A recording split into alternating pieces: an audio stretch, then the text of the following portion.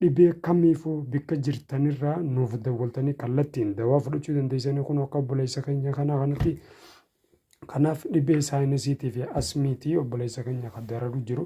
Kanaaf sababa sanirratti hundaa'e kunoo dawaa ajaa'ibaa qopheessinee fi kunoo laaluu dandeessanii akkasitti kunoo dawaa saayinasiitii fi asmiitii guutuutti qaxfa karraa godhu jechuudha kuni chaappaalee keenya.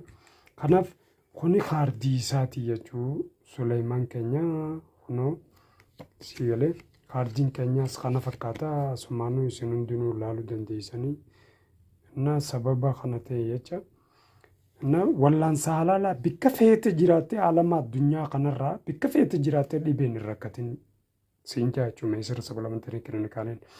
Kanaafuu lakkoofsi kun asirra gadhiifnee jirra qaxxitaan nu dawwaltanii dhibee kan nu himtee bikka ati jirtu dawaa si erguu dandeenya jechuudha. Fedhan ayiroopilaanaan si erguu dandeenya, fedhan makiinaan si erguu dandeenya jechuudha.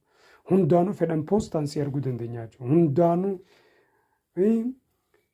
wal'aansa seera qabeessaa fi haalan bifa nama hin miinen namni ilmi namaa sigalee bu'aarraa arkatuun wal'aansa aadaatii fi ammayyaatis tokko godhee kan alama kan addunyaa guutuurra kan nurra kan beekamu Dr. Meesir Supplementary Clinicalii ana mataa kiyyaa isinii waraabu jiraachuu dirichitii sigalee haala fayyadamtoota maamiltoota kiyyaa isiniif ibsuuf jechuudha. Kanaafuu dhibee asmiitii fi dhibee saayinasiif namni rakkachaa jirtan hundinuu kunoo dawaan keessan kana nu qunnamaa qaxxitaa nuuf dawwala nu qunnamaa lakkoofsa keenya kunoo duwwaa 9 duwwaa 9 qaxxitaa nu qunnamuu dandeessanii. Baay'ee.